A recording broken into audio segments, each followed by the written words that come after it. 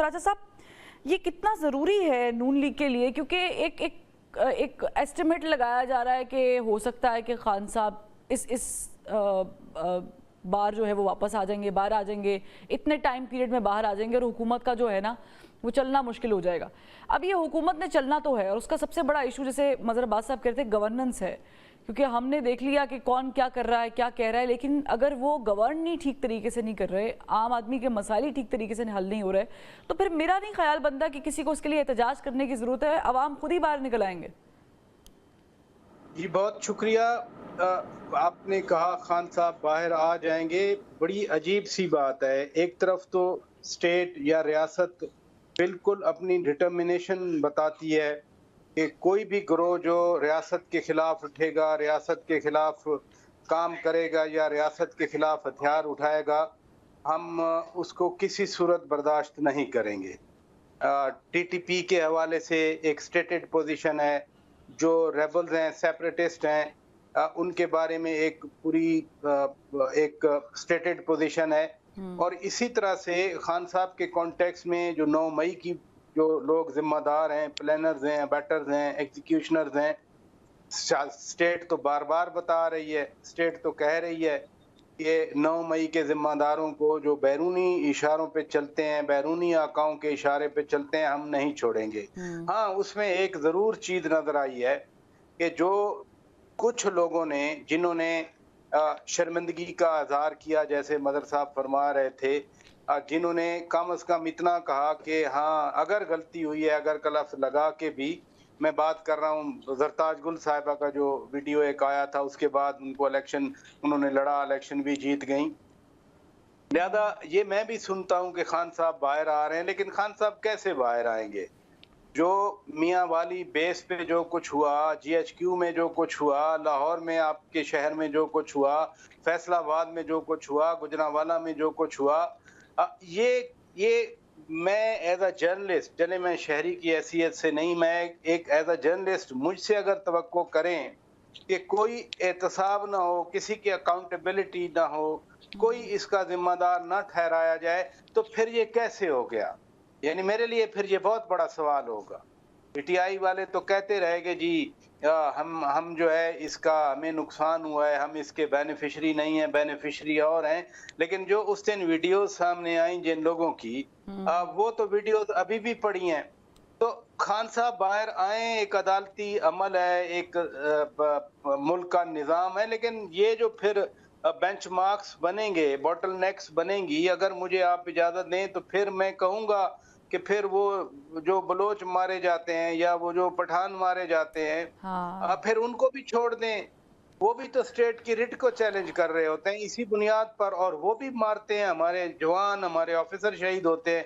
फिर मुल्क में झगड़ा किस चीज का है? अगर इसी तरह रिलीफ देना है, निकालना है बाहर फॉर एनी रीजन, तो फिर झगड़ा किस चीज का है?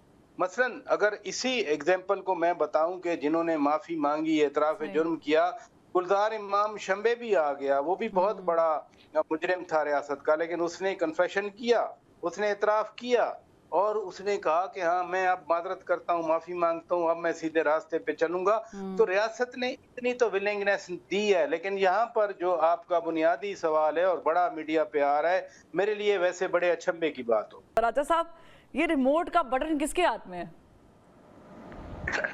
मैंने यही सवाल पूछा था खुर्रम दस्तगीर खान साहब से, और सवाल मैंने इस तरह हिडन भी नहीं पूछा था। मैंने कहा था जी कि चलें, फैसल वाडा साहब को तो प्रपोज सेकेंड किया और फिर वोट दिया MKM और पीपल्स पार्टी ने, चलें औरंगजेब साहब को तो टिकट दी नून लीग ने, खुली टिकट थी ना, मोहसिन नकवी साहब भी नून लीग के टिकट पे आए। तो मैंने उनसे पूछा, मैंने कहा मेरा सादा सवाल है कि अनवारुल्लाह काकड़ साहब बिला मुकाबला मुंतखब हुए सेनेटर, वो किस पार्टी की नुमाइंदगी करेंगे? मेरा जेन्युइन सवाल था। ठीक है कि सेनेट में वहाँ नून लीग और पीपल्स पार्टी की कोalition गवर्नमेंट है, तो मैंने कहा वो बाप से भी तो नहीं आए ना, बलूचिस्तान अवामी पार्टी की बात कर रहा हूँ कि उनकी टिकट पे भी नहीं आए, तो वो किस जमात की नुमाइंदगी करेंगे? और मुझे अच्छा जवाब मिला, अप्रिशिएट। उन्होंने कहा कि जी वो जमात है, ये उस जमात की नुमाइंदगी करेंगे जो 1953 से 1953 से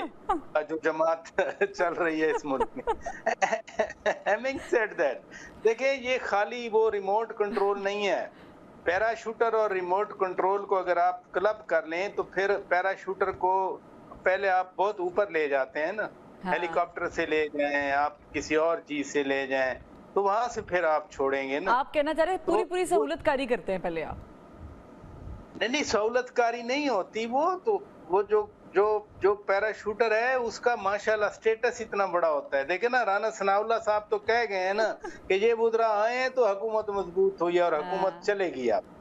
हाँ, वो लेकिन तो इतराफ कर रहे हैं।